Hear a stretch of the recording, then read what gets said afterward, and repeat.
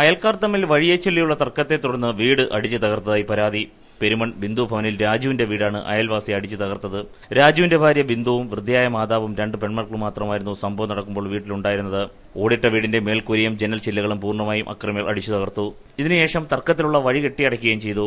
സ്ത്രീകളുടെ നിലവിളി കേട്ട് ഓടിയെത്തിയ നാട്ടുകാർക്ക് നേരെ ആക്രമണമുണ്ടായി. എന്നാൽ പോലീസിൽ പരാതി നൽകിയിട്ടും യാതൊരു നടപടി ഉണ്ടായിട്ടില്ലെന്ന് വീട്ടുകാർ പറയുന്നു. ഇവർ വഴിയിലെ കുപ്പിച്ചില്ല്, കല്ല്, മണ്ണ്, ഓട്, കാടി എല്ലാ വേസ്റ്റുകളും കൊണ്ടിട്ടിട്ട് ഞങ്ങളെ നിരന്തരം പോകുന്ന വഴിക്ക് ചീത്ത വിളിയും, പിന്നെ ഞങ്ങളെ മർദ്ദിക്കാൻ ഇപ്പോൾ 2 പ്രാവശ്യം വന്നു. ഇപ്പോൾ വീട് കരക്കയറി അടിച്ചിരിക്കുകയാണ്. പിന്നെ കല്ല്, മണ്ണ് ഇതെല്ലാം വാരി വഴിയിലിടുക. എന്നിട്ട് ഞങ്ങളെ ദേവോദരം വരെ എന്നെ വീട് കയറി വരെ അവർ പെരയ്ക്കകത്ത് വരെ വന്ന് അടിച്ചു. എന്നിട്ട് നമ്മുടെ ഭാഗത്ത് ഇന്ന് വരെ ഒരു നീതി കിട്ടിയിട്ടില്ല. ഒരു പെറ്റീഷനും കൊണ്ട് പോലീസ് സ്റ്റേഷൻ ചെന്നാൽ പോലും പോലീസുകാർ പോലും നമ്മളെ വന്ന് എന്താണെന്ന് പോലും അന്വേഷിക്കാൻ പോലും അവർ വരത്തില്ല.